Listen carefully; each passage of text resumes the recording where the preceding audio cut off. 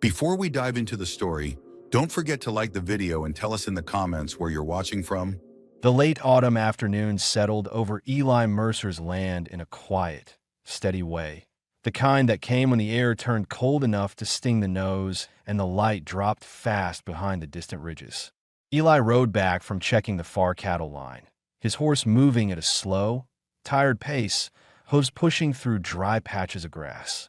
He had been on the saddle since early morning, riding the fence to see if any calves had slipped through during the night and making sure no stray riders had crossed his property.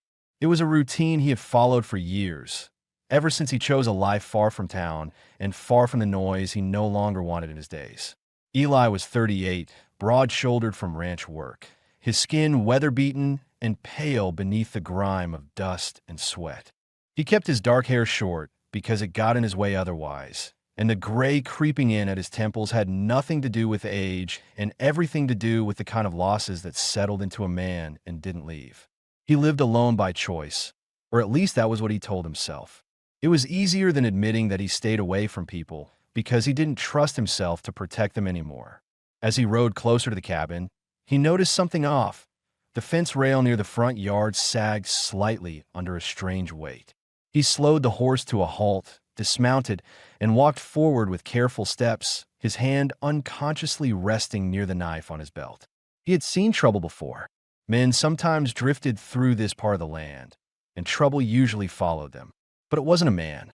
It was a woman, an Apache woman, slumped forward with her wrists chained to the top rail. Her bronze skin was mottled with cold and exhaustion. Her head bowed low, her hair falling in tangled strands mixed with worn leather strips and old beads.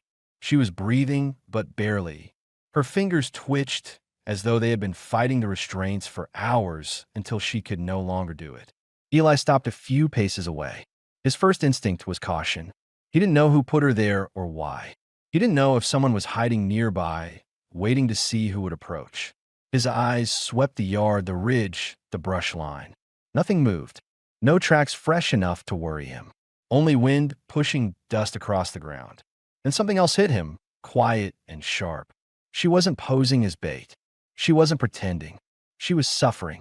Her wrists were rubbed raw, darkened from dried blood, the skin broken in several places. Her breathing was shallow, the kind he had seen in injured animals that had given up fighting. She lifted her head slightly when she heard his boots in the dirt. Her eyes were red from wind and fear. The moment she saw him, her whole body tensed, expecting the worst. Eli felt a heavy pull in his chest, the kind that came when memory mixed with guilt, faces he had failed in the past, moments he wished he could change. He forced himself to breathe steady.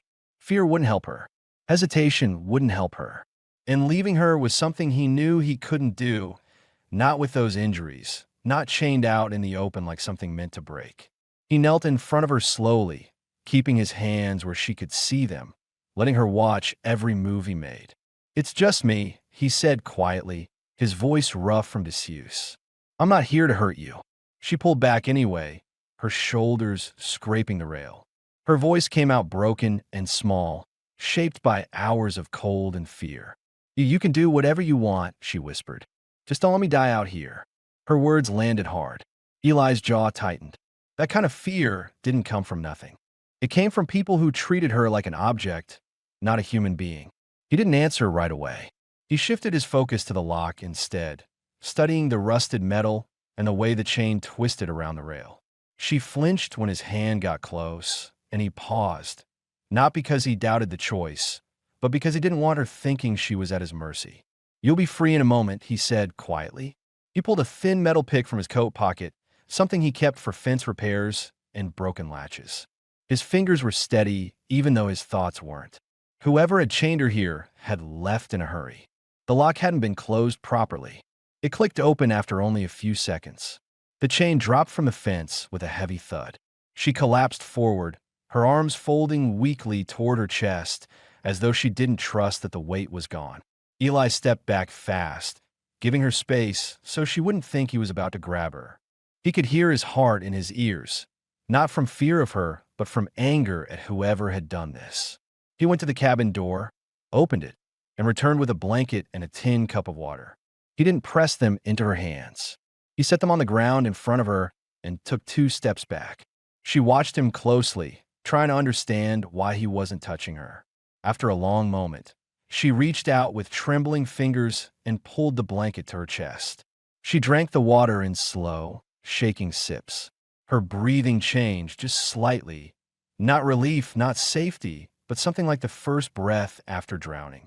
Eli waited until she lifted her eyes again. "You can come inside if you want," he said, "just for warmth." She hesitated, studying him with guarded suspicion. Her entire body told him that trusting anyone had gone wrong for her before. But the cold and exhaustion pushed harder than fear. She rose unsteadily, leaning on the fence once before walking toward the cabin with short, careful steps. Inside, the lamplight cast a soft glow over the wooden walls. Eli moved aside so she could enter without feeling cornered. She stopped near the door, unsure if she was allowed to go farther. Eli pointed toward the chair near the table. "Sit if you can." Her knees nearly gave out when she reached it. He heated a pot of water on the stove, pulled out clean strips of cloth from a storage crate, and set them on the table near her, letting her see every small action he made. She looked at the supplies, then at him, waiting to see if he expected anything in return. "I'll take care of the wrists," he said, his tone low and steady. "Only if you let me." She nodded faintly. As he cleaned the wounds, she winced but didn't pull away.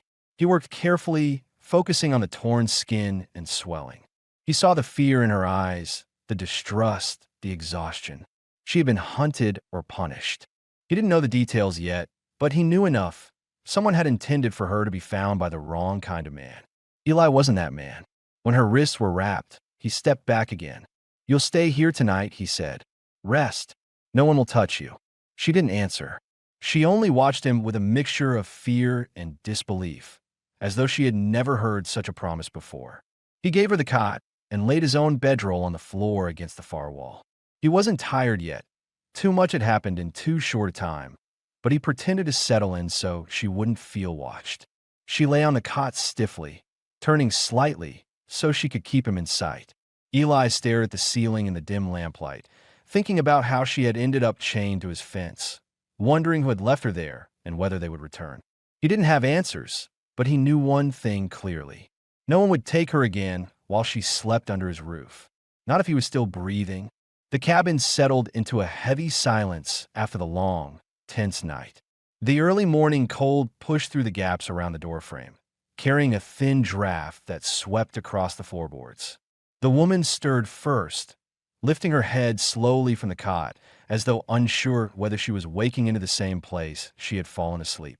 Her eyes moved around the cabin, taking in the walls, the stove, the table, and then Eli, who sat on a wooden crate near the far wall with his elbows on his knees. He had not slept much.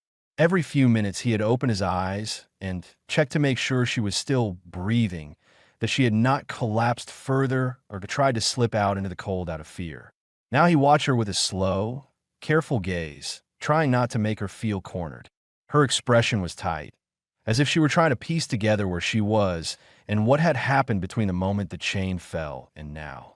Her hands rose instinctively to her wrists, her fingers brushing the clean cloth bandages. When she noticed that they had been tended during the night, she curled her hands into fists, unsure what to think.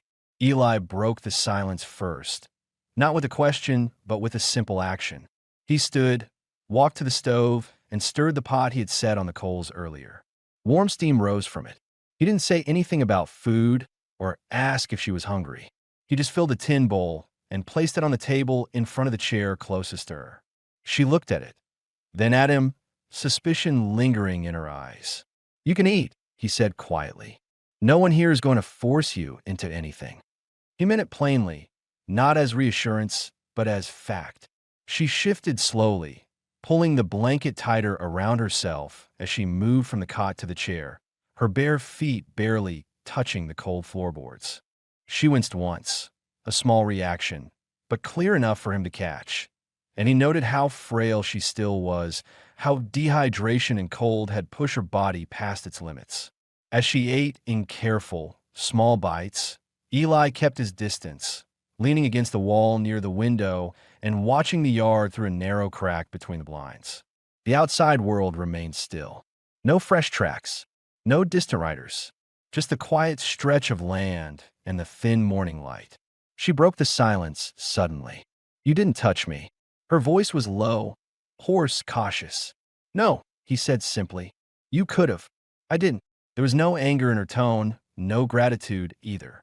Just confusion, the kind that came from living too long around men who treated survival as a bargaining chip. Eli returned to the stove and poured himself a small amount of food, eating with slow, steady motions.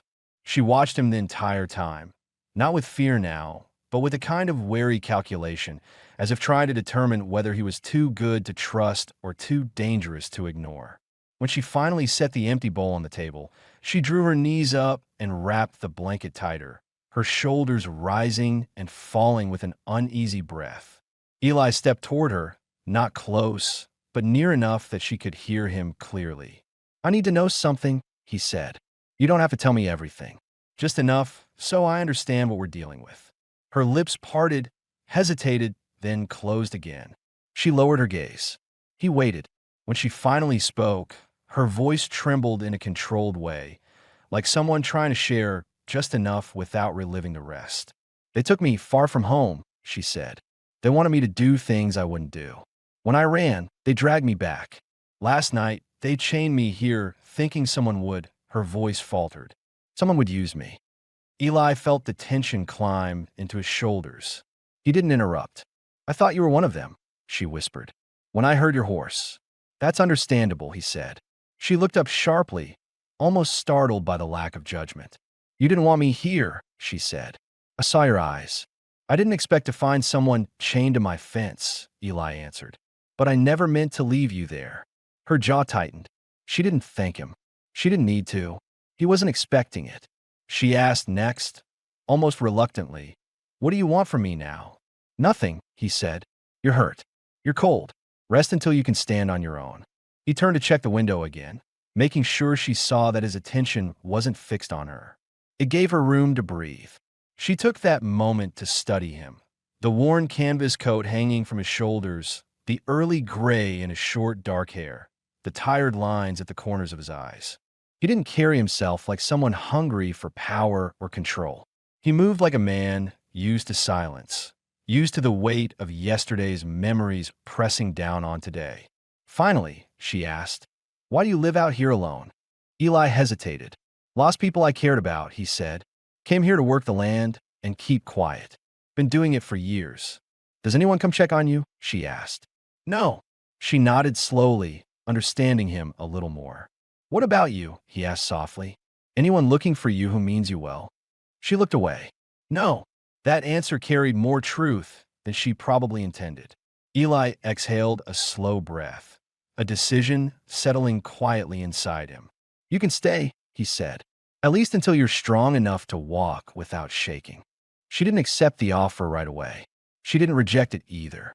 She looked at him with eyes that held suspicion and something almost like relief fighting underneath it. He stepped back toward the door, checking the yard once more. "Men who leave someone chained like that don't usually come back for anything good," he said. "If they return, I need to know sooner rather than later." Her hands tightened around the blanket. "I don't think they'll stop looking," she whispered. Eli nodded, jaw setting in a way that showed he was already thinking ahead. The kind of thinking a man does when danger is coming whether he wants it or not. "We'll deal with it," he said, "one thing at a time." For the first time since he freed her, she didn't look away. She watched him with a long, silent stare, the kind that came from someone trying to understand the difference between safety and luck. And for the first time since she arrived, she didn't look like she was preparing to run. She looked like someone beginning to believe she might survive. The morning settled into a tired quiet as the sun climbed slowly over the low ridge. The cold eased a little, but the air inside the cabin still carried a faint bite. Eli stepped outside first, pushing the door open with a muted creak and scanning the land as he always did at daybreak. He moved with the kind of deliberate steadiness that came from habit, eyes sweeping the fence line, the road, and the far tree line before anything else. He wasn't expecting trouble, but he didn't trust the kind of men who chained a woman to a stranger's fence. That kind of cruelty didn't happen once. It lingered. It tried to return. Inside, the woman pulled the blanket around her shoulders and watched him through the open doorway. She hadn't slept well. Every time she closed her eyes, she saw the chain again, the dust at her knees, the cold biting her fingers. She tried to shake it from her mind each time, but the relief of waking in a warm room made her feel exposed, as if comfort itself was fragile and temporary. Eli walked back inside, brushing dry grass from his boots. They didn't come through the yard, he said. Tracks are old. Nothing fresh. He said it casually, but she understood the meaning beneath it. He had checked for danger for her sake, not his. She lowered her eyes, torn between gratitude and the instinct to keep her distance. She still didn't know what he wanted, what his rules were, or whether staying was wise, but walking out alone would be a death sentence in her current state. Her legs were weak, her ribs tender from days of running, and the cold air outside had made her shiver until her teeth hurt. Eli poured water from the kettle into a tin cup and set it on the table closest to her. It's warm, he said. Helps the shaking. She hesitated only a moment before taking it. Her fingers cramped around the cup from how tightly she held it, trying to bring heat back in her hands. Eli moved to the corner where he kept his tools, checking them one by one. He hung the hammer on its hook, placed the saw against the wall, coiled the rope neatly. She watched him with quiet focus, noticing how he positioned everything with purpose. It wasn't for show. It was how he lived. Order in a place where the world outside remained unpredictable. Her voice came softly. You do all this every morning? Most mornings, he said without looking up. Gives me a sense of what's changed. And today, she asked. Nothing's changed yet, he answered. Her breathing eased slightly, though her shoulders stayed tense. He finally sat at the table, eating a small portion of beans he had warmed. She ate too, though her bites were careful and slow. Every sound, the spoon clicking the bowl, the shift of the chair, made her flinch a little before she caught herself. Eli noticed. He didn't comment. After a few minutes, she spoke again. The men who took me, they don't give up easily. He stopped eating, but kept his eyes on the table. You think they know this place? I don't know, she said, but they saw the direction I ran. They know the land better than I thought. Eli tapped his thumb once against the wooden table, a habit of thinking he didn't realize he had. If they're coming, they'll leave signs, he said. I'll see them before they get close. Her gaze drifted to the window. You're not afraid of them? Everyone's afraid of something, Eli said quietly. But fear doesn't fix anything. She studied his face, trying to understand how he could speak so plainly. He had the look of someone who had been forced to make hard decisions for too many years, someone who carried the past like a weight he couldn't set down. He must have sensed her watching because he added, I don't look for trouble, but I don't run from it either. You're here now. That means I'm responsible for whoever comes. Her breath caught, not from fear, but from how unexpectedly firm the words sounded. She wasn't used to anyone claiming responsibility for her safety. Later, she tried to stand fully for the first time since waking, and her legs wobbled. She caught the edge of the table to steady herself. Eli was across the room in 2 steps, but he stopped short of touching her, letting her have control. You all right? Just tired, she said, forcing air into her lungs. It's better than yesterday. You can sit, he said, motioning toward the chair. No reason to push it yet. She shook her head. I should help. I can't just sit while you do everything. Eli paused. You don't owe me work. Maybe not, she said, eyes dropping to the floor. But working makes me feel less like a burden. He understood that more than she realized. Then do what you can, he said. Nothing more. She gathered the bedding from the cot, folded it neatly, and straightened the blanket. She moved slowly, not from hesitation, but from weakness. Eli returned to the doorway to check the weather again, giving her space to work privately. While she swept the floor using a small straw broom, Eli spoke without turning around. That chain wasn't meant to kill you, he said. It was meant to break you. Her hand stopped mid-sweep. I know, she whispered.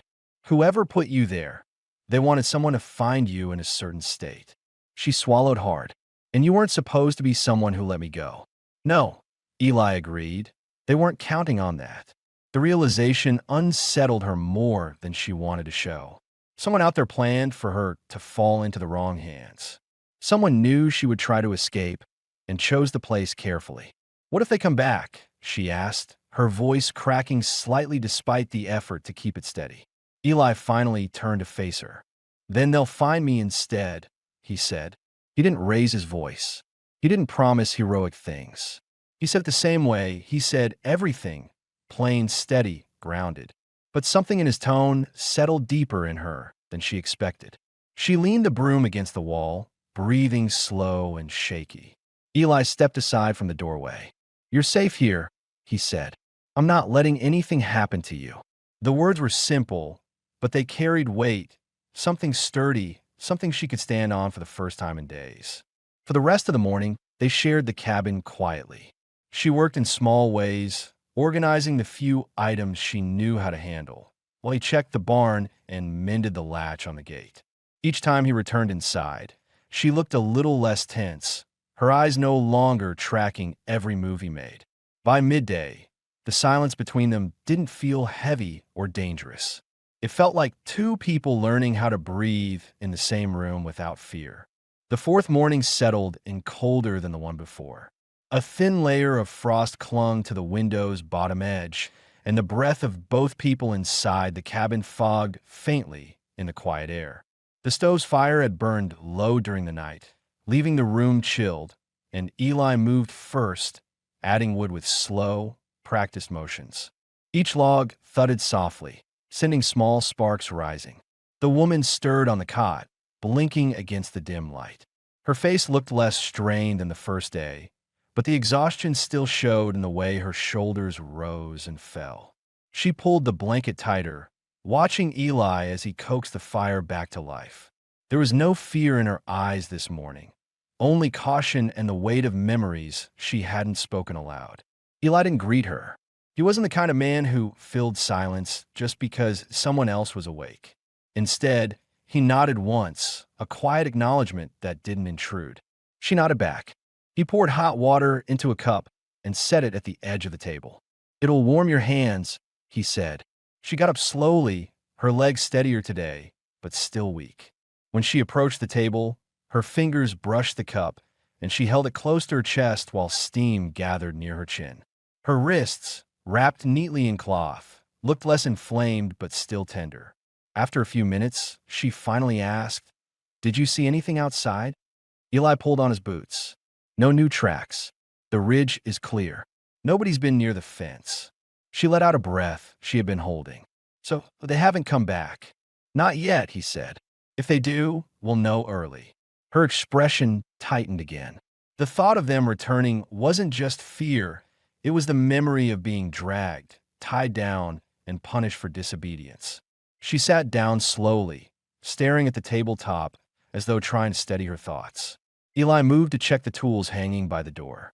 He lifted each one, making sure the handles weren't cracked, that nothing had been misplaced. She watched the care he put into such small tasks, noticing how each motion seemed to help him think clearly. "They don't like failures," she said suddenly, her voice low. "The men who took me. If they come back, they'll be angry." Eli looked over his shoulder. "That's not your fault. They won't see it that way. They will if I find them first," he said, almost under his breath. Her eyes flicked up. For a moment she studied him, trying to decide whether he was speaking from confidence or desperation. But Eli didn't speak like a man who bragged. He spoke like a man who had endured enough violence to understand what it meant, and wasn't afraid of facing it again. After they finished eating, she stood to help gather the bowls. "You shouldn't be doing chores," Eli said. "You're not healed." "I can handle this," she insisted softly. He watched her clean the table, slow and deliberate. She moved with care, as if each task anchored her in a place that didn't hurt her. When she swept the floor in small strokes, she did it without discomfort or panic, unlike the first day when every sound made her twitch. "You checked the windows last night," she said after a moment. "Twice." "Habit," he answered. "For me," she corrected gently. Eli didn't deny it. She leaned the broom against the wall, her hands lingering on the handle. "Why?" she whispered. Eli didn't look away. You were chained to my fence. You were freezing. You were starved. That's reason enough. That's not what most men think, she said. I'm not most men. The room went still. She lowered her gaze, unsure how to respond to a man who didn't speak like he wanted anything from her. Eli opened the door a crack to check the sky. The air was colder than expected. Winter was creeping in faster than usual. I need to bring in more wood, he said. Storm's coming sooner than I planned. She stepped forward immediately. I can help. You're not lifting anything heavy. I didn't say heavy, she answered. Her voice wasn't defiant, just steady. He agreed with a nod. Outside, the yard felt quiet but wide, the cold wind brushing across the dry ground. She stayed close to the porch steps, gathering the smaller pieces Eli cut down. Each time she bent, she moved slowly, her muscles still sore. Eli split larger logs with precise swings, glancing toward the ridge every few seconds. At one point she froze, staring toward the far line of brush. I thought I saw something. Eli's posture shifted immediately. He left the axe planted in the ground and stepped beside her. Where? There, she whispered, pointing. He scanned the ridge long and hard. Nothing moved, not a shadow, not a rider, not even a stray animal. The land was still. If they were there, they're gone now, he said. Her breathing was shaky, but she nodded. Sometimes I see them in my head before I see them outside, she confessed. It feels real. That happens when you've been hunted, Eli said quietly. She looked up, surprised that he understood so plainly. Most people dismiss fear like that as hysteria or weakness. He spoke as though he recognized the pattern. As they walked back inside, she paused at the doorway, breathing in the warmth. The cabin no longer felt like a stranger's shelter. It was beginning to feel like something steadier. Not safe, not yet, but grounded, real, consistent. Eli closed the door behind them. The rest of the afternoon passed in a calm routine. She mended a tear in the bedding. He sharpened tools. Their conversation was sparse, but not strained. When night settled, the lamplight softened across the walls, turning the cabin into a warm circle against the cold outside. She sat on the cot, brushing her hair with slow strokes, while Eli checked the rifle, loading rounds methodically. She watched him quietly. You're expecting them, she said. I'm preparing, he corrected. And if they find this cabin? Eli finished the last round and set the rifle carefully beside the door. Then they'll find someone waiting. She swallowed, understanding the deeper meaning in his tone. He wasn't speaking out of bravado. He was speaking like a man who had already decided what he would do if danger stepped onto his land. Her voice dropped to a whisper. I don't want to bring trouble here. You didn't bring it, he said. Someone forced it on you. That makes it my problem now. His words hit her harder than he meant them to. Not because they were dramatic, but because they were practical, protective in a way she wasn't used to. When she lay down, her breathing came easier than the previous nights. Eli lowered himself onto the bedroll with a long exhale, muscles finally relaxing after days of tension. The wind outside brushed against the cabin walls, but no voices followed it. No hooves, no chains dragging through the dirt. Inside, for the first time since she had been tied to the fence, she closed her eyes and felt something she had not felt in many days. A small but solid sense of safety. Dawn crept in slowly, spreading a pale gray light across the cabin floorboards. The stove had burned low again, and the chill of early winter settled into the small room, making the woman curl deeper under the blanket. Eli rose quietly from his bedroll, stretching the stiffness out of his shoulders before adding wood to the fire. The logs crackled sharply as the flames revived, filling the cabin with a stronger warmth. She watched him from the cot, her eyes clearer than they had been on any morning before. You wake early, she said softly. Comes with the work? Eli replied, checking the latch on the window. You all right? She nodded once. I slept. That's something, he said. It was more than something. It was the first full night's rest she'd had since escaping her captors. She didn't say that out loud, but Eli saw the difference in the way she held herself. Less braced, less ready to run. He prepared a simple breakfast and placed her bowl on the table before sitting across from her. They ate with a calm rhythm, each bite unhurried. She kept glancing toward the door, not in fear this time, but in habit, as if the world outside might change without warning. After a while, she spoke. "I want to help today," she said. "More than sweeping or folding blankets."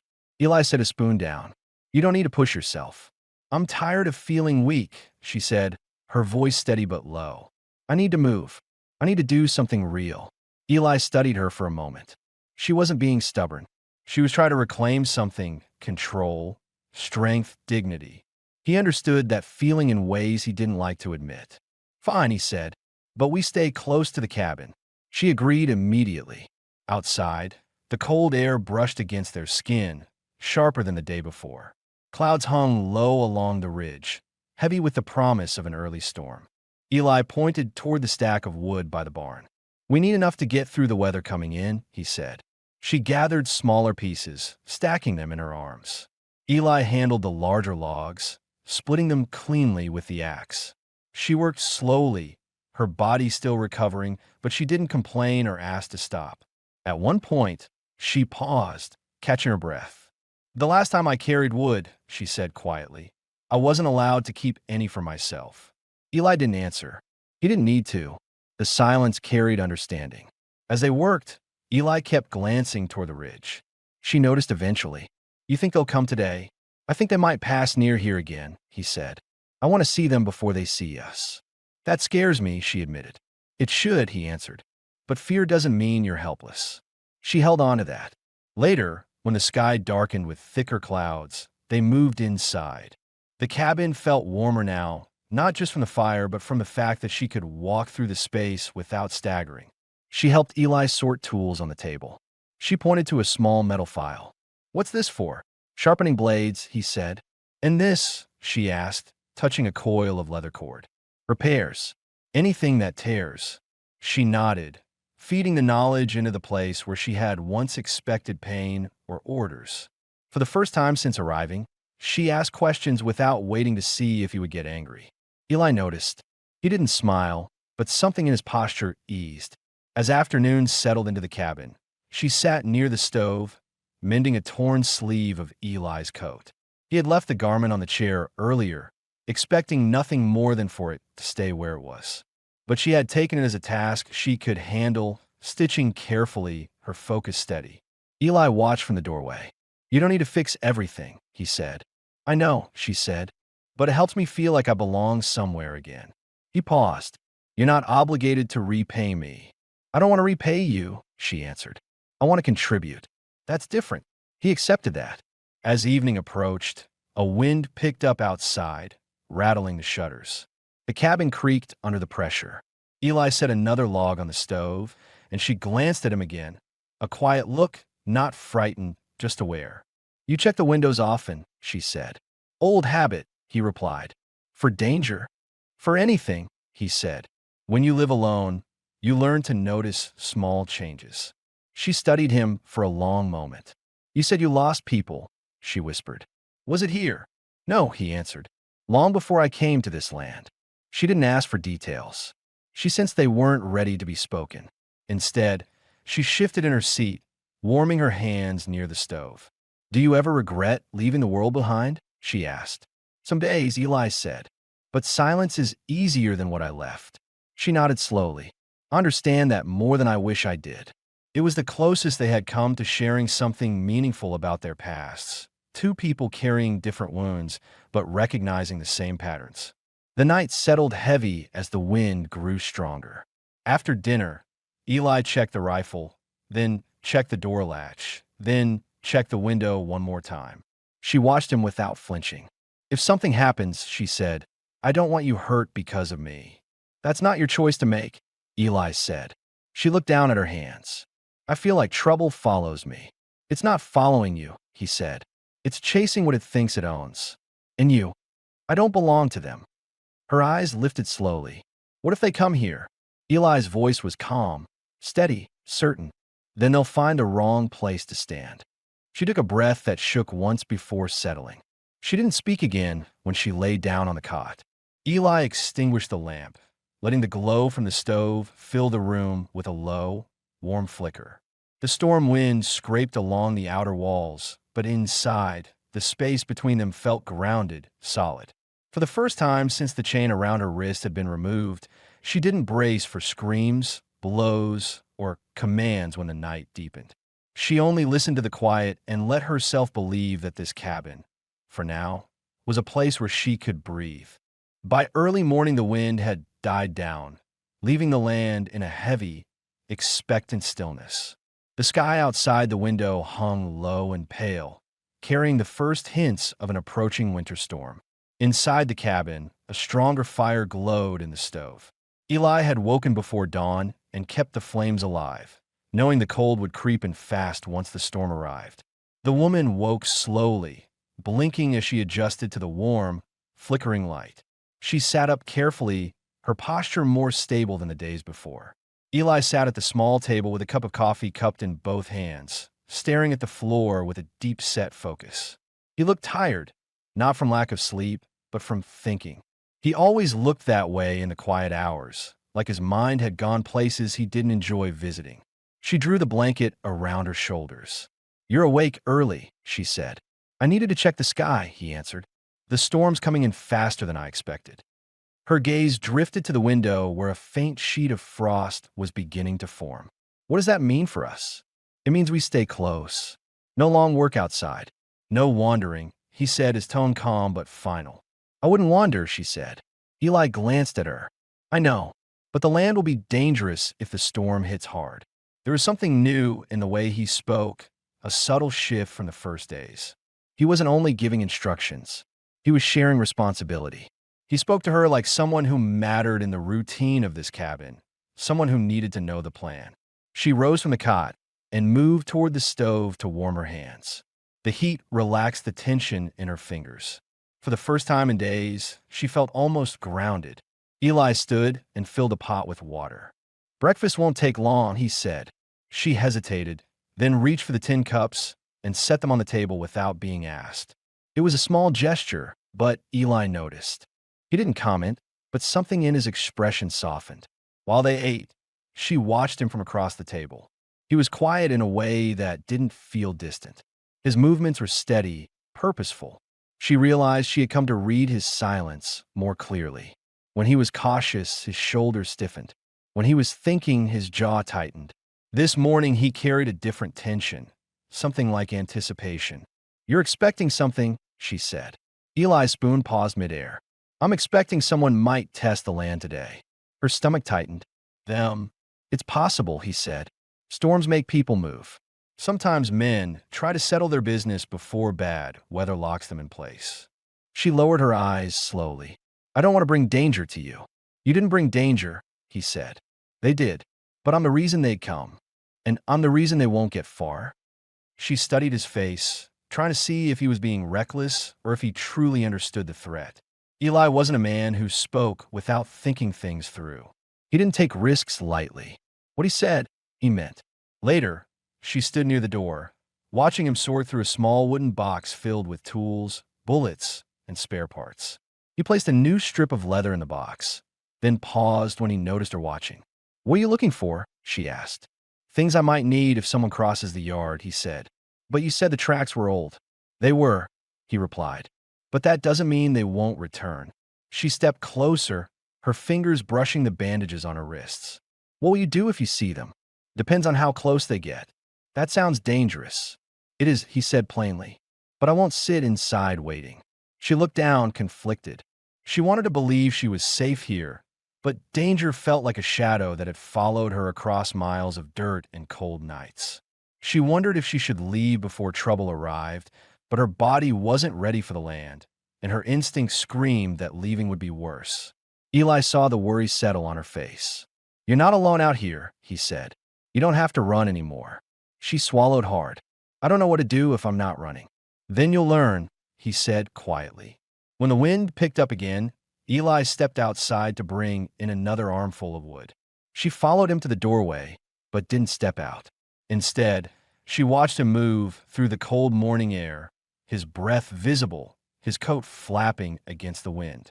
He seemed rooted to this land in a way she had never known, steady, grounded, unshaken by weather or fear. She didn't understand why he cared, why he stayed close, why he didn't treat her like a burden or a threat. And when he came back inside, she asked the question that had been lingering in her mind. "Why are you helping me?" she said quietly. Eli closed the door behind him, carrying the weight of the wood in one arm. "You were left to die on my fence," he said. "I couldn't walk away from that." "That's not a real answer," she said. "Most men would have looked away." "I'm not most men," he repeated. She breathed in slowly, her chest tight. "You don't know me." "I know enough," he replied. "I know someone hurt you. I know they're coming. And I know I won't let them take you again." Her eyes glistened, not with tears, but with something more complicated. A mix of disbelief, fear, and a small, tentative trust she didn't want to name yet. As the afternoon shifted toward evening, the storm clouds thickened, turning the land a muted gray.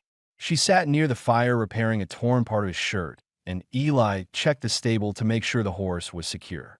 When he returned, he stomped snow from his boots. "It's coming in fast," he said. "We won't see much past the yard once it hits." She set the shirt aside. "Is that good or bad?" "Both," he said. "Storms hide things, and they reveal them too." Her hands tightened in her lap. He walked over, hanging his coat on its hook. "Get some rest when you can," he said. "The storm will make the night long." She didn't argue. She pulled the blanket over her shoulders and moved to sit on the cot. But she didn't lie down. Not yet. Instead, she watched Eli check the windows again, his movements slow and methodical. The rifle stood loaded near the door. The fire crackled quietly. Outside, the first flakes of snow drifted down, melting as soon as they touched the ground. Eli sat at the table with his back to her, listening to the wind rise. He didn't speak, but she could tell he was listening for more than weather, listening for footsteps, hooves, voices. She lay down finally, staring at the wooden beams above her head. For the first time, she wasn't afraid of sleep, but she wasn't ready for it either. She waited, listening to the quiet inside the cabin, to Eli's slow breathing, to the fire's soft pops, and she realized there was something different tonight. She no longer felt like a stranger in this room. She felt like someone who belonged here, even if she didn't understand why yet. The storm arrived during the night, but by dawn it had settled into a slow, steady snowfall that blanketed the land in a thin white layer. The air felt heavier inside the cabin, as if the cold outside was pressing against the walls. Eli stood by the stove, adding wood to the fire. The room filled with a warm, soft glow that mixed with the gray morning light leaking through the window. She sat upright on the cot, wrapped in her blanket, watching the snow drift sideways across the yard. Her breathing was calm, but there was a faint tightness in her expression, not from fear, but from expectation. Something felt close. She didn't know what, but her instincts, sharpened by days of running, sensed the subtle shift. Eli noticed her staring. "Something on your mind?" he asked. "The storm," she said. "It makes everything quiet. Too quiet." He nodded. "Snow does that. It also hides things," she added. "That's why we watch carefully," Eli said, fastening his coat. "I'll check the yard." Before he stepped outside, he paused at the door. "You stay inside until I call." She didn't argue. The cold hit him instantly when he stepped out. Snowflakes clung to his hair and coat as he scanned the fence, the corral, the barn, and the ridge beyond. The land looked washed out, every sound dampened by the snow. He walked a slow circle around the yard, studying the ground for anything unusual. At first, everything seemed untouched. Then he saw them. Tracks, faint but fresh, leading from the ridge toward the far corner of the property. He followed them with his eyes, tracing the path. They didn't approach the cabin. They circled, observed. Eli felt the shift in his chest. Not panic, but alertness. Someone had been watching in the early hours, just before daylight. Someone familiar with the land. Someone patient. He returned to the cabin with careful, measured steps, wiping snow from his shoulders. She watched him the moment he entered, reading the tension in his posture. "You saw something?" "Tracks," he said plainly. Riders moved close during the night. Her face paled, but she held herself steady. "How close?" "Close enough to watch us," he said. "Not close enough to start anything." She swallowed hard. "They're testing you. They're testing the land," Eli corrected. "They don't know what they're walking into yet." She looked away, hands tightening around the blanket. They won't leave without trying. I know, he said, but they'll make mistakes. She met his eyes again. What should I do? Stay inside, stay warm, and stay alert, he said. If they're scouting, they might come near the cabin next. Her breathing quickened, not from fear of Eli, but from the reality pressing closer. She whispered, "They're going to take it out on you." Eli shook his head. They won't get the chance. The day moved slowly. Snow thickened outside, and Eli kept the fire strong. The cabin walls creaked occasionally from the cold wind, but inside the atmosphere stayed warm and steady. She helped him prepare the cabin, not frantically, but with clear purpose. She closed shutters, stacked firewood near the door, folded extra blankets, moved quietly but with intent. At one point, she paused beside the table. "You don't have to do this," she said. "You don't owe me anything." Eli set down the hammer he was repairing and looked at her carefully. "It doesn't matter what I owe," he said. "You were left here to die on my land. That makes this my responsibility." Her voice dropped. "They don't care if you get hurt. They won't hesitate." "I won't either," he replied. She studied him, searching for fear or uncertainty, but found neither. The steadiness in his voice wasn't bravado. It was conviction. "You're not afraid of dying?" she asked quietly. "I'm afraid of losing again," he said. "That's not the same thing." She didn't ask what he meant by again. She didn't need to. She already sensed the shape of the pain he carried, even without the details. By midday, the snow fell heavier. They stayed close to the windows, listening for anything unusual. The silence became its own kind of pressure. Even the crackle of the stove sounded louder in the stillness. Finally, she spoke, breaking a long stretch of quiet. "There's something I should tell you." Eli turned. "Go ahead." "When I escaped, one of the men said something before they caught me again. He said you'd pay for interfering." She paused. "They know your name." Eli's jaw tightened. "Ow, I don't know," she whispered. "But they said it." He took a slow breath, absorbing the information without allowing emotion to rise. "That means they've seen me before," he said. "Or they heard about this cabin." "I don't want you mixed in this," she said. "You didn't choose this," Eli replied. "They did." She hesitated, then stepped closer to him, a slow, cautious movement. "Eli," she whispered, "I don't want you hurt because of me. And I don't want you taken because they think you're alone," he answered. "So we stay put. We stay ready." Her eyes softened in a way he hadn't seen yet. Not fear, not desperation, but trust, fragile and quiet. When evening approached, the snow slowed, leaving the land coated in a thick white blanket. The storm had calmed, but left behind a heavy sky that pressed low over the ridge. Eli lit the lamp, its warm glow filling the room. She sat beside the stove, watching the shifting shadows on the wall. Her shoulders relaxed slightly, though her hands stayed folded tight in her lap. Outside, the world grew darker. Inside, the fire crackled steadily. "What happens if they come tonight?" she asked quietly. "Then I'll see them first," he said. "And if they come tomorrow, I'll be ready tomorrow too." She let out a long breath she didn't know she'd been holding. "You sound certain," she said. "I am." "Why?" Eli looked at her, a long, silent look that carried everything he hadn't said since he found her. "Because you're here," he said simply. A soft warmth rose in her chest. Not comfort, not relief, but something sturdier. She lay down later with her back turned slightly toward him, not from fear, but from the knowledge that he was close enough to keep watch. Eli sat near the window for a while longer, scanning the ridge, the fence, the yard. Only snow moved. Inside the cabin, her breathing softened. Outside, somewhere beyond the ridge, danger still waited. But tonight, there was no fear sharp enough to overwhelm the quiet certainty settling between them. For the first time since the tracks appeared, she slept with the knowledge that someone intended to stay, no matter who came down the ridge. And Eli kept the fire alive, listening to the wind, waiting for whatever would happen next. The snow stopped falling sometime before dawn, leaving the land under a thick, heavy silence. The kind that made every breath sound louder, every shifting floorboard feel noticeable. When Eli opened his eyes, the cabin was dim except for the red embers glowing in the stove. He pushed himself up from the chair where he had spent half the night watching the window. His neck ached from the angle, but he ignored it. The woman was already awake. She sat on the edge of the cot with the blanket wrapped around her shoulders, staring at the frost-covered glass. Her expression was tense, but not panicked. More like someone bracing for answers she wasn't sure she wanted. Eli stood, stretching the stiffness from his back. "You sleep any?" he asked quietly. "Some," she said. "Not much." He nodded. Neither had he. She turned toward him. "It feels different this morning," she whispered. "Like something changed out there." Eli pulled on his coat and opened the door just wide enough to look outside.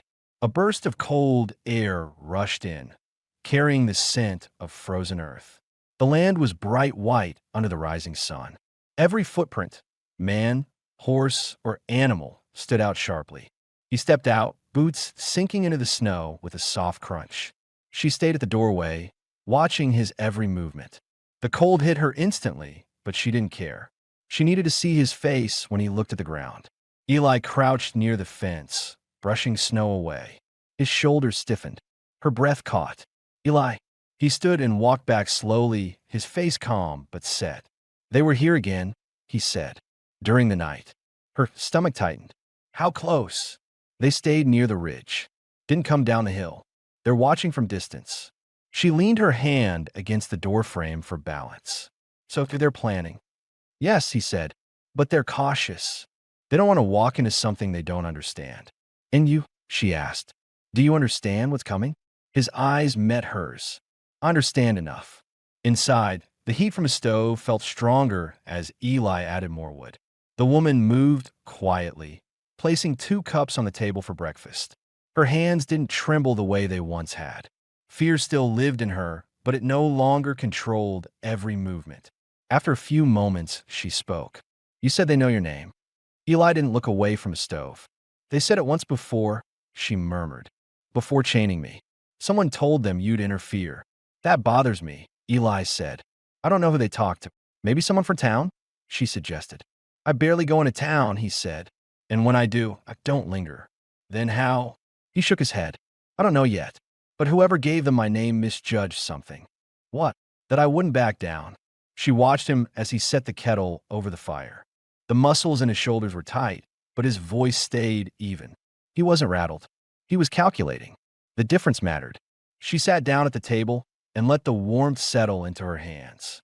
"Eli," she said quietly, if they try to storm the cabin, I don't want you standing between me and them." He lifted his gaze. "You won't have a choice," he said. "Neither will I."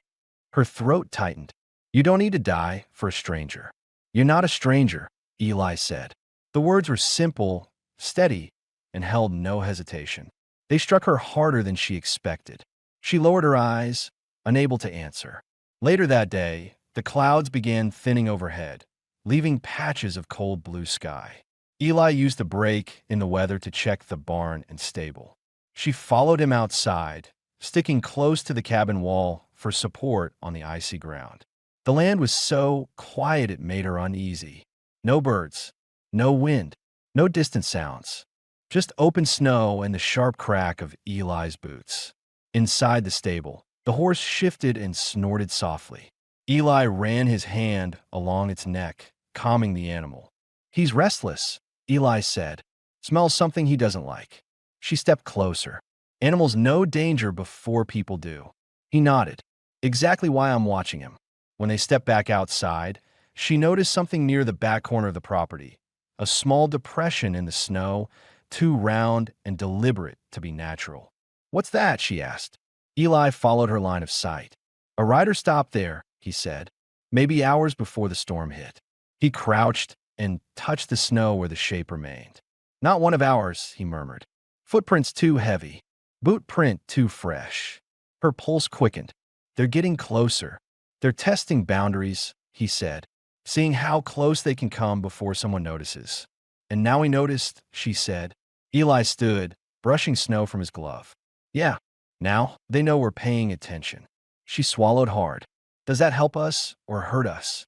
"Both," Eli said. "It slows them down, but it also means they'll change their approach."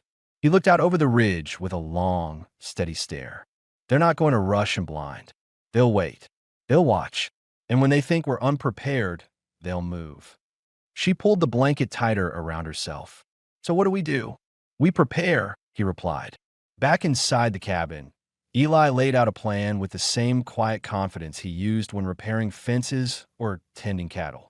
He checked the rifle again, placed extra rounds where he could reach them quickly, adjusted the window shutters so he could see out, but they couldn't see in. The woman watched every step. You've done this before, she said. Something like it, he answered. You've been hunted, she said softly. Eli didn't respond. Not with words. His silence gave her the answer. She moved closer to him, her voice quiet but steady. You don't have to face all of this alone. Eli looked at her, really looked, and something in his expression softened just enough to show a sliver of what he carried. I'm not alone, he said. She felt her chest tighten at the simple truth of it. Night approached again, heavy and cold. The cabin glowed under the steady warmth of the stove. She sat on the cot with her blanket around her, but she wasn't trembling this time. She was waiting, alert, steady, ready to follow his lead. Eli stood near the window, watching the dark stretch of land, jaw set, posture calm, breath slow. She watched him for a long moment before saying softly, You won't let them take me. He didn't turn from the window. No, he said, I won't. Something shifted inside her, fear loosening, replaced by something steadier, something she hadn't felt in months. Not safety, not yet, but trust. Eli stayed at the window until the moon rose over the ridge, pale against the dark sky. She watched him until her eyes grew heavy. For the first time since being chained to his fence, she didn't fall asleep from exhaustion. She fell asleep knowing he was awake, and that he intended to stay that way until danger passed.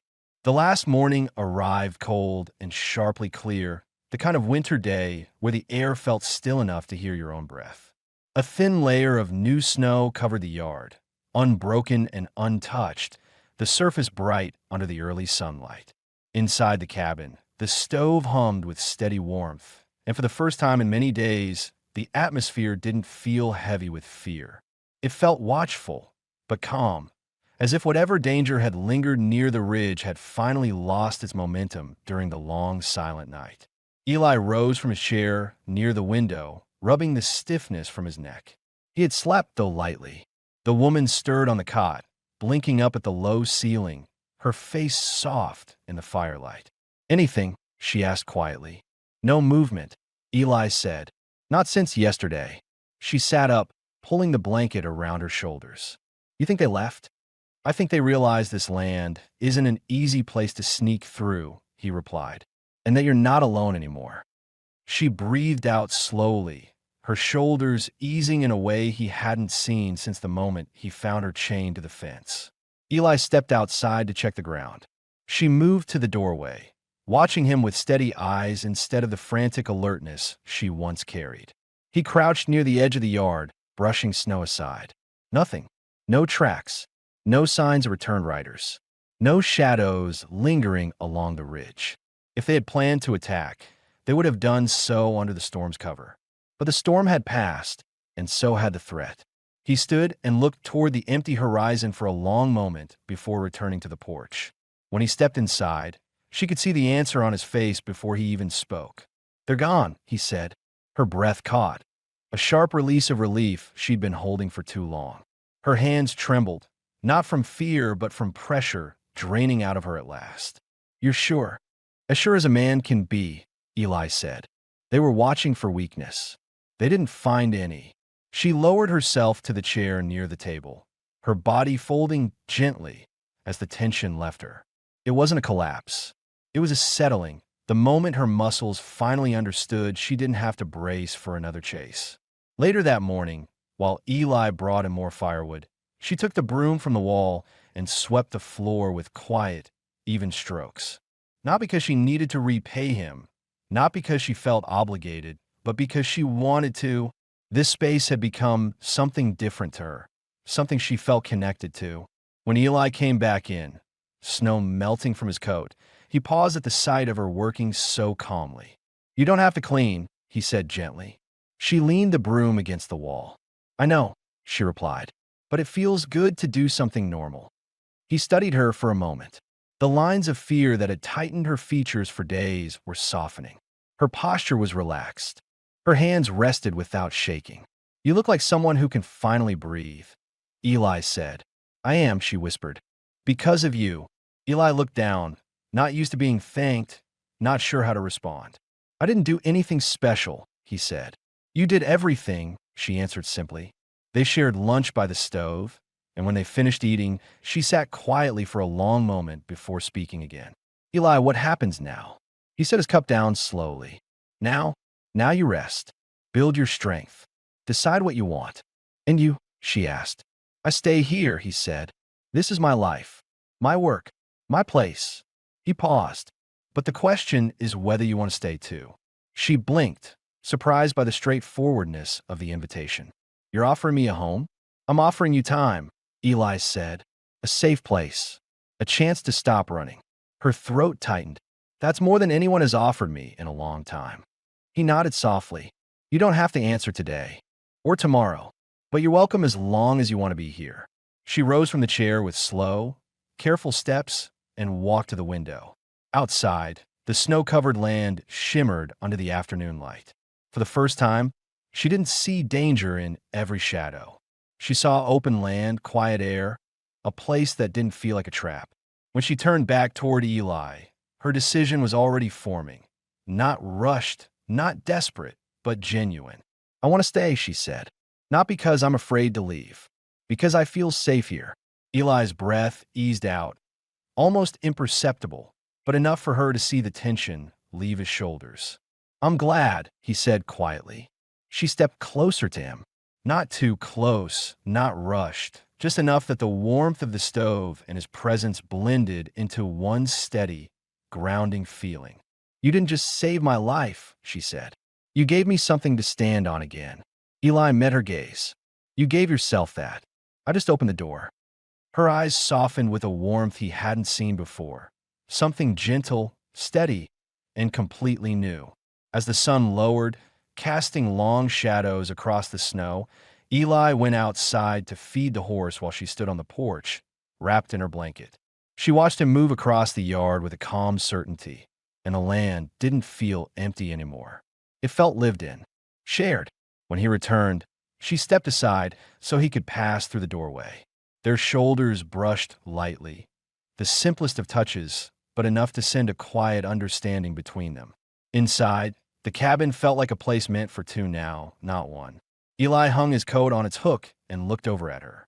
You'll sleep easier tonight, he said. She smiled softly. I'm already breathing easier. He lit the lamp as the sky darkened. The cabin filled with warm, steady light. The danger was gone. The fear had eased. The two of them remained, standing in the same room, sharing the same quiet, building something that felt solid and lasting. She stepped closer again, just a small distance, and he didn't move away. The silence between them wasn't guarded anymore. It was comfortable, trusting, belonging. And as the night deepened outside, the two of them settled into the first evening that truly felt like a beginning.